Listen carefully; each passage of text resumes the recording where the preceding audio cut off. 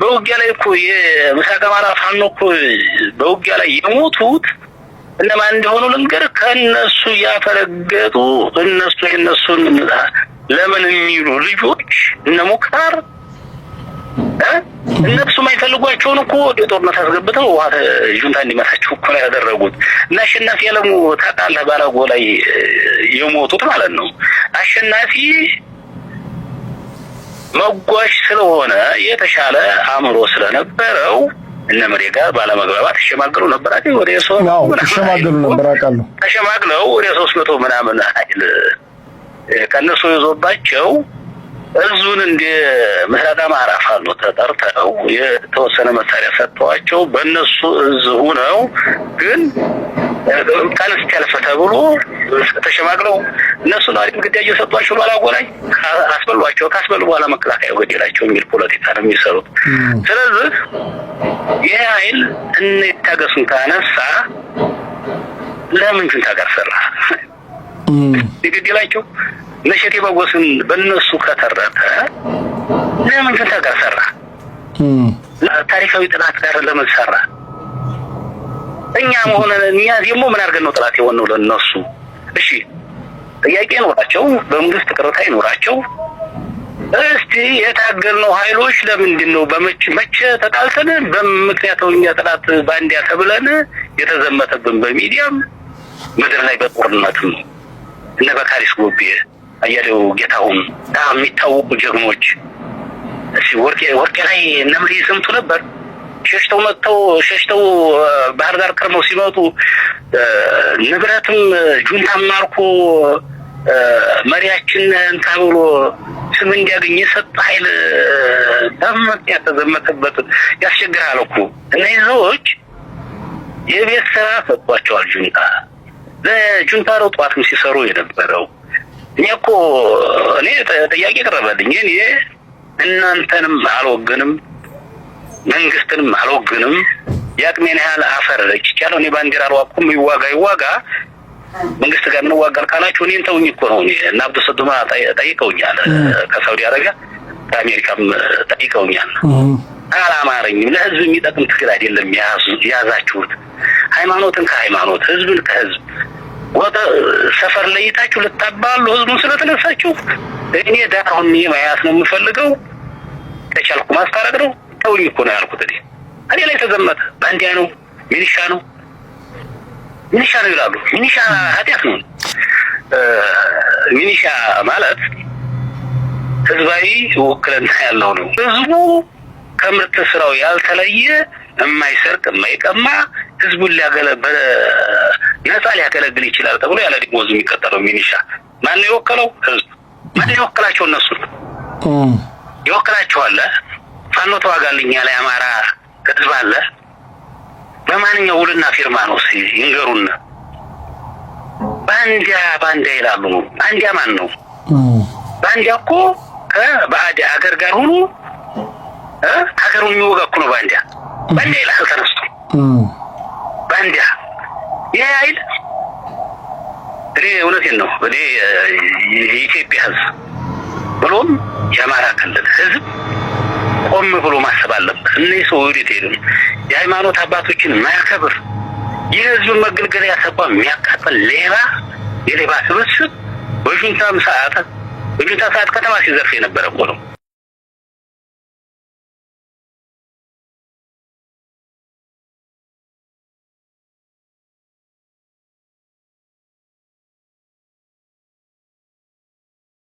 ከተማ ሲዘርፍ የነበረው እንተዋወቃል እኮ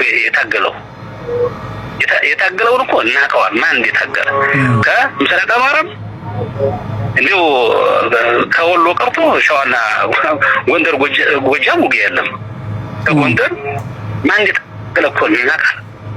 ማን አፈር ዱሚ እንደበላ ማን እንደቆሰለ እንደደማ እኮ እንተዋወቃል። የት አባቱ ነበረ ይሄ ሌባ? ባህር ዳር በምቾት ከርሞ መጡ። ስም የመቀማት ታሪክ የመቀማት ታሪክ ወሰዱ ብለን ነው እኮ ዝም ያለው። እኛ ለስልጣንም ለምንም ስላልነበረ ይሄን ነው። እና ሚሊሻ ህዝባዊ ውክልና የተሰጠው አካባቢው የሚጠብቅ ቤተሰብ ያለው በጧት ተነስቶ የተጋጨ ሰው ሰላም እንዲመጣ የሚሰራ በነፃ የሚሰራ ነው። የቀበሌ ሚሊሻ ተወሱ የቀበሌ አስተዳደር እኮ ነፃ ነው የሚሰራው። ያንን ባንዳ ይሉታል። ቆሻሻ አጥቦ ይለብስ ሚሊሻው እውነት ነው። አጥቦ ሲገብቶ የፈለገውን መርጦ ዘርፎ ይወስድ። ልክ ነው። ብር የለውም። ባንክ አይዘርፍም። ህዝብ ላይ ጥይት አይተኩስም። እነሱ ግን እንደው ጊራና ሲለቀቅላቸው ጊራና ሲገቡ ህዝቡ ብሬን ሲተኮስበት ነው የሚያድረው። መርሳ ቢገቡ የገቡለት ሰው ገለው ነው ያደሩት። ጥይት ሲተኮስ ቀውጢ ሲሆን ኮርኒስ በጥይት ሲመታ ነው የሚያድረው። እኔ በጣም ያሳዝነኛል። ሚሊሻ ያለበት አካባቢ እኮ ጥይት እንደማይተኮስ ህዝቡ እኮ ይመሰክራል። የጸጥታ ችግር የለም። የጸጥታ ችግር የሚፈጠረው እነሱ ብሬን ሲተኩሱ ነው የሚያድሩት። እነሱ በገቡበት ከተማ ሲደፈር ነው። ግን ህዝቡ ፈርቷል። መናገሪያ ጊዜ ይኖረዋል። ሀቅ ይወጣል።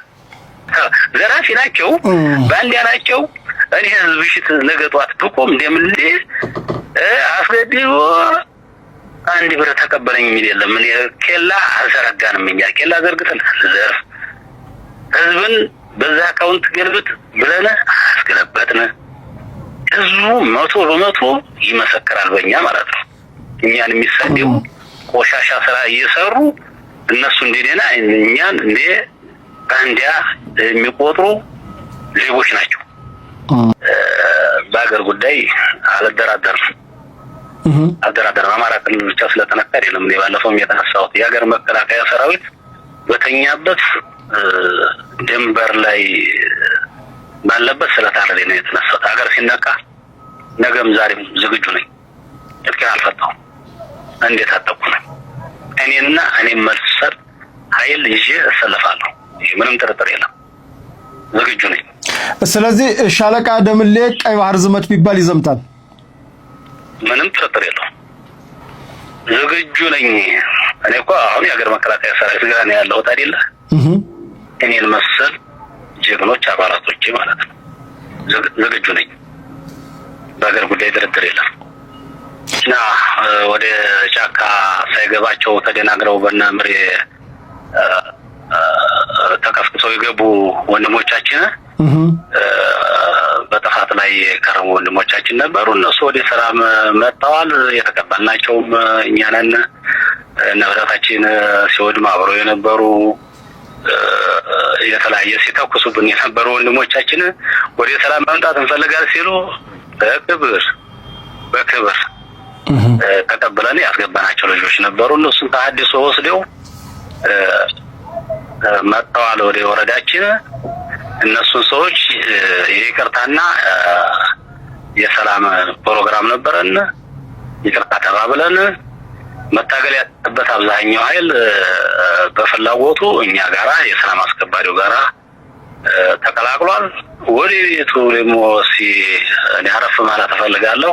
ገለልተኛው ነው ያለው ደግሞ ተከነተጥቁ ስበብላ አይዞህ ብለን በዛ ልክ ጨርሰናል። ቅረታም ያለችውን ሰው ቅረታው ተወያይተን አንድ ለመሆን ችለናል። ዞሮ እኛ ወንድሞቻችን እነኚህ የደም ነጋዴዎች ደለላዋቸው የሄዱ ወንድሞቻችን ገብቷቸው ከተመለሱ ለመቀበል ዝግጁ ነን። እንዲመጡልን እንፈልጋለን። ወንድሞቻችን ጋራ መጋደል አንፈልግም። በሀገራችን ጉዳይ ብንመካከር እኔ አሁን የአማራ ጥያቄ ካለ የአማራ ጥያቄ ጠያቂው አንዱ ነኝ።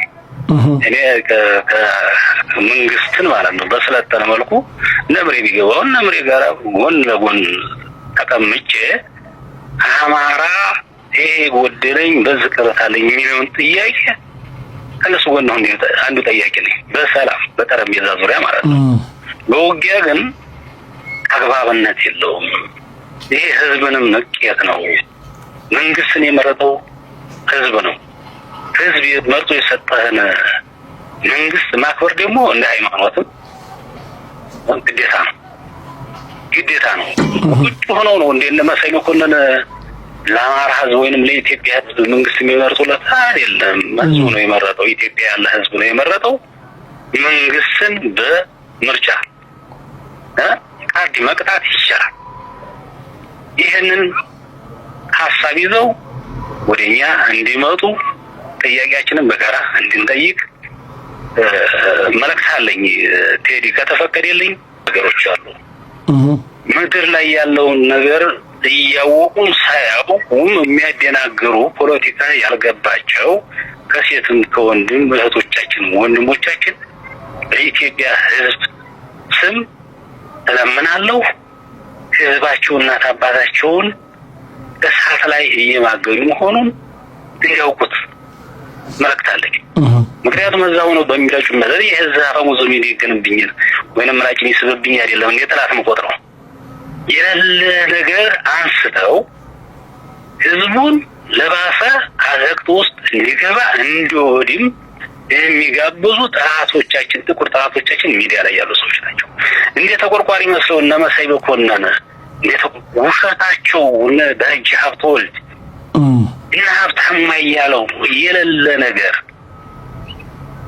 ለህዝብ እንደተቆረቆሩ አድርገው በስም ምድር ላይ የሌለ ነገር ዋሽተው ህዝቡን እሳት እያስገቡት የአማራ ህዝብ ወይንም የኢትዮጵያ ህዝብ ጠላት ጥቁር ጠላት ማለት እነኚህ ሰዎች ናቸው። ስለዚህ ያልገባቸው ለሸቀል የሄዱ እህቶቻችን ወንድሞቻችን